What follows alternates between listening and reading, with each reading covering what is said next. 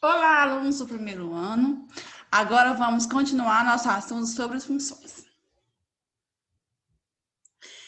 A gente falou no vídeo anterior um pouco sobre construção de gráfico, mas aqui a gente vai continuar falando sobre os gráficos, porque o gráfico é como se fosse uma das principais ferramentas quando estudamos funções. Existem diversos tipos de gráfico, de linha, de barra, de pizza e etc. Estudaremos aqui os gráficos constituídos de linhas, no sistema cartesiano de eixos coordenados, aquele gráfico que eu ensinei geralmente para vocês como é que faz. Identificar exatamente o que representa o eixo horizontal e o eixo vertical. A característica de um gráfico cartesiano é basicamente mostrar como uma grandeza varia em função de outra. Ou seja, como y vai variar independentemente dos números atribuídos a x. Habitualmente, revezamos o eixo horizontal para as grandezas que variam independentemente. E o eixo vertical para as grandezas cuja variação é provocada pela primeira. Ou seja, o eixo horizontal é o eixo de x, que é onde a gente vai atribuir valores nas funções. E o eixo vertical é o eixo do y. Ele vai se comportar de maneira que a gente for atribuindo valores para x. Aqui, ó. A figura 1. A gente tem um gráfico. Vocês veem que o gráfico está subindo de acordo com o y. Ou seja, como eu estou atribuindo valores aqui no x, ela está se comportando assim. Eu estou provocando valores aqui e através dos valores que eu estou provocando aqui nas funções, eu estou sabendo o comportamento de y e assim o comportamento da função. E aqui é a figura 2. Percebemos que ela está crescendo, mas na linha vertical, para x. Para construir um gráfico de uma função f, basta atribuir valores ao domínio, a variável x, e usando a sentença matemática que define a função, calcular os correspondentes valores da variável y. Que foi que eu ensinei para vocês no vídeo anterior. Você tem uma função, primeiramente você vai atribuir os valores para x, vai colocar na função, vai resolver as funções e assim vai descobrir o valor de y. Com os passos ordenados, você vai lá no gráfico, vai marcar os passos ordenados, depois de marcar, você vai ligar a reta. E assim você vai construir o gráfico. Vamos construir o gráfico da função definida por y igual a x dividido por 2. Escolhemos alguns valores para o domínio. Por exemplo, o domínio aqui que eu escolhi foi 2, 4, 6 e 8. Agora calculamos o respectivo valor de y. A função é essa aqui. Y é igual a x dividido por 2. E os valores do domínio que eu escolhi foi esses aqui. 2, 4, 6 e 8. Aí eu coloquei aqueles valores lá na função e achei os pares ordenados.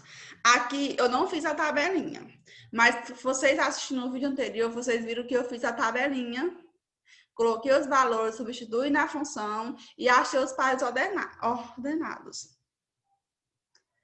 Aqui os valores de x, 2, 4, 6 e 8. Aqui, quando eu coloquei o 2 na função, que foi que eu achei no y? 1. Quando eu substituí o 4, eu achei o 2. O 6, eu achei o 3. E o 8, eu achei o 4. Eu aconselho que vocês façam aí passo a passo no caderno. O gráfico da função será uma reta, que passará pelos 4 pontos encontrados. Basta traçar a reta e o gráfico estará construído. Exemplo. Achei os pontos, localizei os pontos e tracei a reta. E assim está construído o gráfico. Sinal da função. No caso de uma função do primeiro grau, sua lei de formação possui a seguinte característica. Ax mais b. Ou f de x que é igual a x mais b.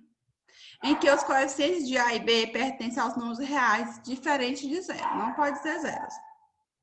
Esse modelo de função possui como representação gráfica a figura de uma reta. Portanto, as relações entre os valores do domínio e a imagem crescem ou decrescem de acordo com o valor do coeficiente A. Ou seja, o que vai determinar se minha reta vai crescer ou vai diminuir, vai ter o valorzinho desse A aqui. É ele que vai determinar se a reta cresce ou diminui. Se o coeficiente possui sinal positivo, a função é crescente. Se caso ele tenha sinal negativo, a função é decrescente. Ou seja, se esse Azinho bem aqui for um número positivo, a função vai o quê? Crescer. Se for um número negativo, a função vai decrescer. Ela vai ser decrescente. Função crescente, que o valor de A é maior que zero. Percebe isso aqui no gráfico, essa linha vermelha. Na função crescente, à medida que os valores de x aumentam, os valores de y também aumentam, positivamente. Tá vendo? Y vai aumentando para cá. Os valores vão aumentando positivamente. Se y aumenta, se x aumenta, o y também vai aumentar. Ou à medida que os valores de x diminuem, os valores de y também vão diminuir. Aí eu aconselho vocês que vocês façam esse exemplo aqui do y. Aqui percebemos que a função já é crescente. Por quê? Porque 2 é positivo. Então, vocês pegam uma folhinha de caderno, um lápis e façam essa função. Atribui os valores de x, igual a gente viu nas aulas anteriores. Monte as tabelinhas e coloque num gráfico, para você perceber o comportamento da função. Função decrescente, que o valor de A é menor que zero. Na função decrescente, à medida que os valores de x aumentam, os valores de y diminuem. Ou seja, se o valor de x está aumentando, y está diminuindo. Ou seja, à medida que os valores de x diminuem, os valores de y aumentam. Aqui, ó, a função é decrescente, pois o Azinho, que é o número que acompanha o x, é negativo, ou seja, a função é decrescente. Peço a vocês que façam esse exemplo, para vocês perceberem o comportamento da função. Fizeram o outro, fizeram esse, pega os dois e se comparam, para você ver a diferença. Creio que você já consegue construir o gráfico, né? Aí o sinal da função do primeiro grau crescente. Essa função aqui é uma função crescente. Os valores abaixo, da direita abaixo, vão ser números positivos. E os valores da esquerda vão ser números negativos, conforme está demonstrando no gráfico. E a decrescente? Os valores à sua esquerda vão ser positivos e os valores abaixo da sua direita vão ser negativos. Um exemplozinho aqui. Exemplo, determine o sinal da função. X é igual a 3x mais 9. Fazendo y igual a zero, calcule a raiz da função. O que é calcular a raiz da função? É igualar a função a zero e descobrir o valor de x. 3x mais 9 é igual a zero. 3x é igual a menos 9. X é igual a menos 9 dividido por 3. X é igual a menos 3. Então, menos 3 é a raiz da função.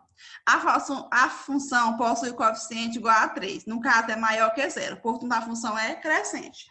A função é crescente porque, bem aqui, ó, o 3 é um valor positivo maior que zero. E a gente viu que quando esse carinha bem aqui que acompanha o x é positivo, a função é o quê? Crescente. Vendo no exemplo mais aqui especificado, para vocês entenderem melhor sobre a raiz da função, tá aqui, ó. A gente achou o valor menos 3. A função é crescente porque a lei de formação diz que o valor de A é crescente. Então, percebe-se que todos os valores que tiverem aqui, à direita, abaixo dessa linha do gráfico, vai ser valores maior do que menos 3. E todos esses valores aqui do lado do gráfico, do lado esquerdo, vai ter valores de x menor do que 3. É isso, gente. Essa é a nossa aula, que a gente fala um pouco sobre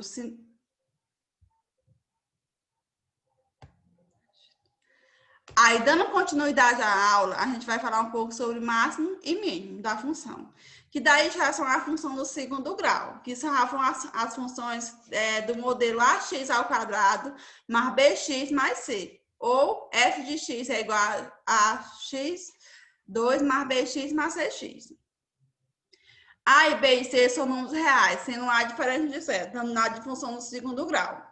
A representação da função do segundo grau é uma parábola. Ela pode ser com cavidade voltada para cima ou para baixo.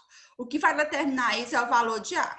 Na outra função seria a função do primeiro grau, que a gente viu, que é uma reta. Que o valor de A vai determinar se a função cresce ou decresce. Aqui, a função é uma parábola. E o que vai determinar que se a parábola vai ser voltada para baixo ou para cima, vai ser o valor de A. É máximo e mínimo. Aqui vamos calcular o ponto máximo e o ponto mínimo da função do segundo grau. Basta calcular o vértice da parábola utilizando as seguintes expressões matemáticas. Para a gente achar o x-vértice, a gente vai colocar menos b dividido por 2a. E para acharmos o x-vértice, vai ser o valor de delta sobre 4a. Assim, a gente consegue encontrar o valor máximo e o valor mínimo de uma função. Gente, assim a gente encerra nossa aula de hoje, mais um vídeo. E fiquem atentos que logo mais a gente postará outros vídeos dando continuidade ao assunto sobre função.